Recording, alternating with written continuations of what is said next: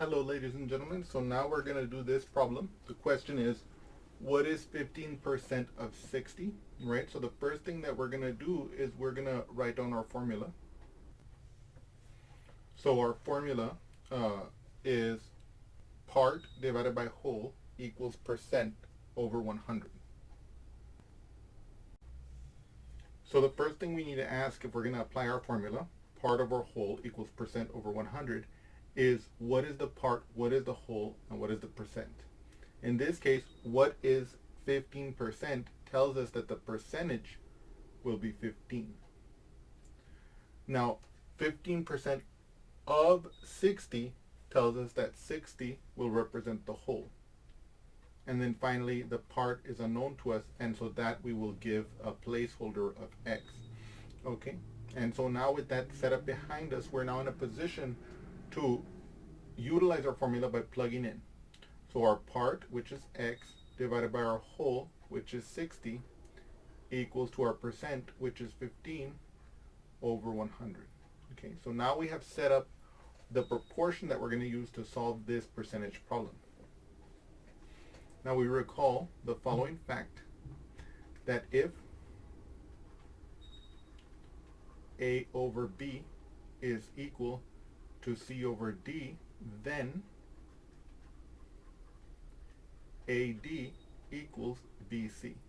Right, we see that characteristic, if A over D over B, is equal to C over D, then AD is equal to BC.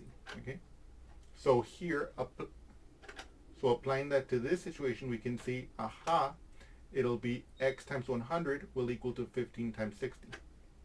So let's do that here.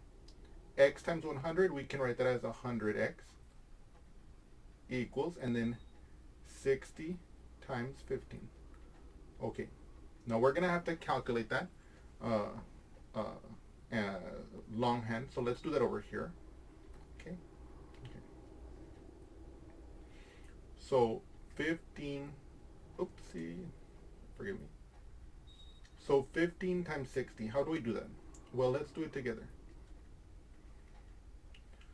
So first, I want to ask, what is 5 times 0? Well, that's just 0, so I put a 0 here. 5 times 6, that's 30, so I place the 30 like this. 1 times 0, that's 0, so I place that 0 here. Now notice, the 1 is slightly offset from the 0 that we got from multiplying 5 times 0, because here, that 1 for the 15 represents a tens place. So 1 times 0 being 0 means we have 0 tens. Okay, now here, I'm going to ask 1 times 6, that's 6. So I place that 6 here.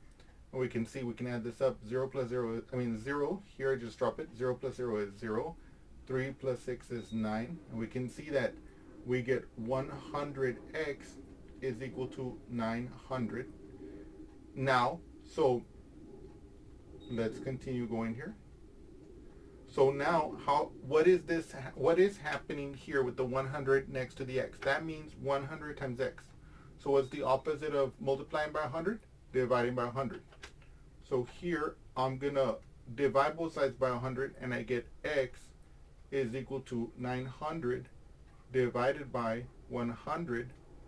Of course, you can see here, 900 divided by 100, that's 9. Why is that the case?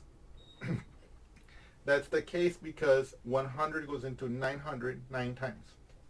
So now we can say that this x is actually 9. Okay. So I recommend always, whenever you solve a problem like this, that you write the solution in a sentence form. What is 15% of 60? Well, 15%